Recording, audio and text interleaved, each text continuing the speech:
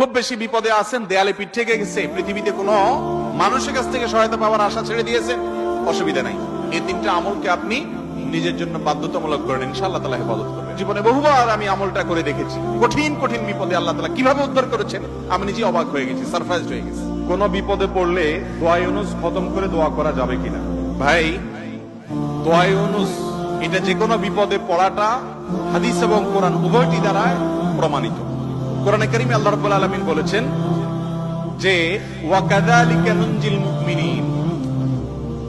ইউনুস আলাইহিস সালাম বিপদে পড়ার পর তিনি যে দোয়া করেছেন, লা ইলাহা ইল্লা আনতা সুবহানাক ইন্নী কুনতু মিনাজ জালিমিন, এই বাক্যগুলো পড়ার পর এগুলো বলে বলে আল্লাহর কাছে তিনি দোয়া করেছেন, আল্লাহ তাআলা তার বিপদ উদ্ধার করেছেন। বিপদে পড়ার পর তিনি যেরকম উদ্ধার হয়েছেন এগুলো পড়ে আল্লাহ তাআলা কোরআনে এই দোয়ার উল্লেখ করে, এই বাক্যগুলোর উল্লেখ করে এরপরে বলেছেন ওয়া কাযালিকা নুনজিল মুমিনিন, একই ভাবে তাকে যেরকম এই বাক্যগুলো, এই জিকিরগুলোর মাধ্যমে আমি রক্ষা করেছি, হেফাজত করেছি ওই বিপদ থেকে, মাছের পেট থেকে, একই ভাবে আমি মুমিনদেরকেও রক্ষা করব।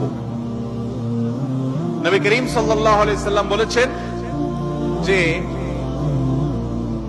ইউনুস ইবনে মাত্তা তিনি যে এই বাক্যগুলো দিয়ে আল্লাহর কাছে বিপদ থেকে উদ্ধারের পথ খুঁজে পেয়েছেন, সেগুলো তোমরা পড়বে তোমাদের বিপদে আপদে। এজন্য বিপদ আপদ, বিশেষ করে কঠিন বিপদে আপনি যদি পড়ে যান তাহলে মুক্তি লাভের জন্য দোয়া ইউনুস বেশি বেশি পড়বেন। এর পাশাপাশি আরো দুটি আমলের কথা বলতে পারে, যেটা আমার জীবনে বহুবার আমল করে দেখেছি, আমি হাতে হাতে পেয়েছি আলহামদুলিল্লাহ। এক নম্বর হলো দোয়া ইউনুস, আরেকটা হলো ইস্তেগফার।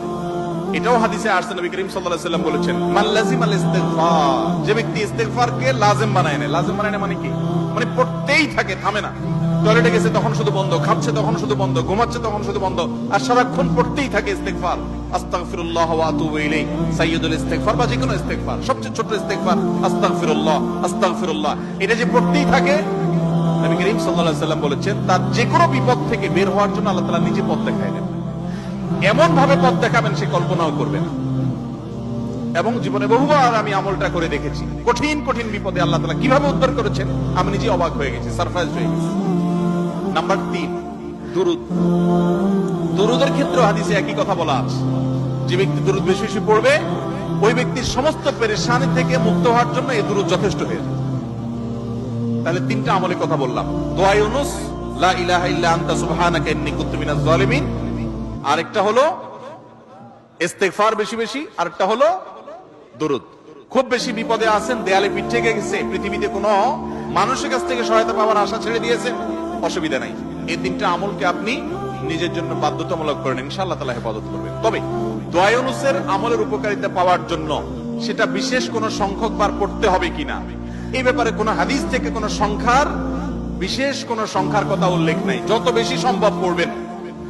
দুনিয়াবি কোন বিষয় হাসিলের জন্য অভিজ্ঞতার আলোকে, রুকিয়া হিসাবে, ঝাড়ফুঁক হিসাবে, বা দুনিয়ার কোন কাজে আল্লাহর কাছে প্রার্থনার অংশ হিসাবে তাজরিবা দ্বারা অনেক আমল, যেমন ঝাড়ফুঁকের মধ্যে যেরকম, রুকিয়ার মধ্যে যেরকম বিভিন্ন আমল, আয়াত, হাদিস সংখ্যা ঠিক করে আপনার উলামায়ে কেরাম করে করে সেটা তাজরিবা পেয়েছেন, ওই আলোকে করা যায়, সেভাবে করা যেতে পারে। কিন্তু সওয়াবের আশা যদি হয় যে এত সংখ্যক বার পড়লে এটা হবে, তাহলে সেটা হাদিস দ্বারা প্রমাণিত না। আর মৃত ব্যক্তির জন্য যদি হয় তাহলে তো সেক্ষেত্রে আরো এটাকে সংখ্যা ঠিক করে করার কোনো গ্রহণযোগ্যতা নাই। কারণ সংখ্যা যদি হাদিস এবং কোরআনে উল্লেখ না থাকে, আমরা কেউ সংখ্যা বসায় দেওয়ার অধিকার আমাদের নাই। বিশেষ করে মুর্দার জন্য যে খতমের সিস্টেম আমাদের দেশে প্রচলিত আছে, এই সিস্টেম বেদাত, এবং এতে কোনোভাবেই মুর্দার কোনো উপকার হবে না। যেই বেচারা পড়াবে তার আমসালা দুইটাই যাবে। কয়েকদিন আগে দালম দেওবন্দ থেকে ফতোয়া বের হয়েছে এই বিষয়ে, বিশেষ করে কোরআনে কারীমের খতম করানো হয় যে সে বিষয়ে। তো এই জন্য মুর্দার জন্য দোয়া করে বা তার জন্য খতমের অ্যারেঞ্জ করে মুর্দার কোনো উপকারে, বিশেষ করে টাকা দিয়ে, টাকা নিয়ে যদি আপনি করেন তাহলে সেক্ষেত্রে কোনো উপকারে আসবে না, বরং সেটা নাজায়েজ এবং গুনাহের কথা। বাকি হ্যাঁ, মুর্দার জন্য আমরা দোয়া করব এবং তাদের জন্য অবশ্যই কোরআনে কারীম তেলাওয়াত সহ আরো যে সমস্ত আমলগুলো করা যেতে পারে সেগুলো করব, কিন্তু টাকা দিয়ে নয়।